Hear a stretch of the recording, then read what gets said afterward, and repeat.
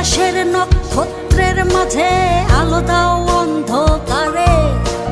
কোটি কোটি মানুষের হৃদয়ের কম্পন আমাদের দেশটা জুড়ে। এখনো কৃষক শ্রমিক জনতার মাঝে